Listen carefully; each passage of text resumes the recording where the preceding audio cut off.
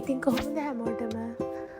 ඉතින් ඔන්න පොරොන්දු වුණ විදිහටම මං බුක් ෆෙයාර් ගිහිල්ලා ඔයාලට වීඩියෝ එකක් අරගෙන ආවා. ගිය පාර වගේම තමයි මේ පාරත් ටිකට් එක රුපියල් 20යි.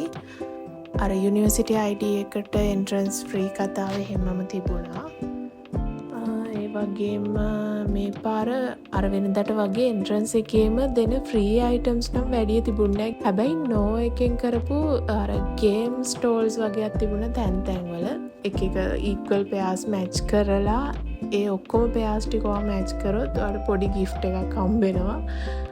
වෙනද විදිහටම 20% off තිබුණා බුක් ෆෙයාර් එකේ හැම ස්ටෝල් එකකම වගේ. සමහර ඒවේ ඉංග්‍රීසි ඒවට 15% තිබුණේ. ඔයාලා මතක ඇතුව අනිවාර්යයෙන්ම බාගෙන් ස්ටෝල් එකට යන්න. බාගෙන් එක තියෙන්නේ සාමාන්‍යයෙන් අර සරසවි සිංහල ස්ටෝල් එක තියෙන හරියේ එතන තමයි බාගෙන් එක තියෙන්නේ. අන්න ඒ ස්ටෝල් එකට යන්න. මොකද ඒකේ පොත්වලට 50% off තිබුණා. ඒ වගේම 40% off තිබුණා. සෑහෙන අඩුයි. අර ඉටිකොලේවත් ගලවලා නැති හොඳ පැකින් තියෙන පොත් තිබුණා. ගිහිල්ලා තෝරලා බලලා ගන්න ඉංග්‍රීසි සිංහල දෙකම. ගොඩක් අලුත් පොත් තිබුණා. ඒකට අනිවාර්යෙන්ම යන්න. ඒ වගේම නංගිල මල්ලට ස්ටේෂනරි අයිටම්ස් පාස් පේපර්ස් එහෙම ගන්නත් ස්ටෝල්ස් වෙනද විදිහටම තිබුණා. ඒවෙත් ගොඩක් ඔෆර්ස් තියෙනවා මම දැක්කා.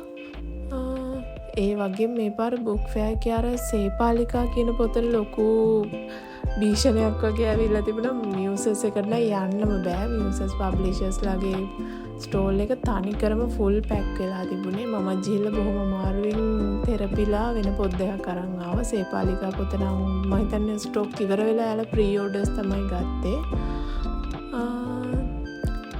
ඊට පස්සේ මේ පාර මම ගිය දවසේ වෙනදා තරම් අර මේ ඕතර්ස්ලාගේ පොලිමක් තිබුණේ නැහැ. ඕතර්ස්ලා වැඩි හිටියෙත් නැහැ වෙනදා තරම්. මම ආසාවෙන්ම ගියා සුනේත්‍ර රාජකරුණානායක මිස් හම්බෙන්න. ඇත්තටම මට chance එක හම්බුණා. සරසවි එකේ හිටියා මැඩම්. හම්බෙලා කතා කරලා සිග්නේචර් එක අරගෙන ෆොටෝ එකකුත් අරගෙන ආවා. සරසවි එකේ තව හිටියා ඕතර්ස්ලා. ඉතින් ඒ දේවල් තමයි තියෙන්නේ. බුක් ෆෙයාර් ගැන මොනවා හරි ප්‍රශ්න වලට තියෙනවා නම් අපිට කමෙන්ට් එකක් දාන්න. මම අනිවාර්යෙන් රිප්ලයි කරන්නම්. ඉතින් වීඩියෝ එක හොඳයි නම් ලයික් කරන්න, ෂෙයා කරන්න, ඒ වගේම අපේ channel එක subscribe කරන්න.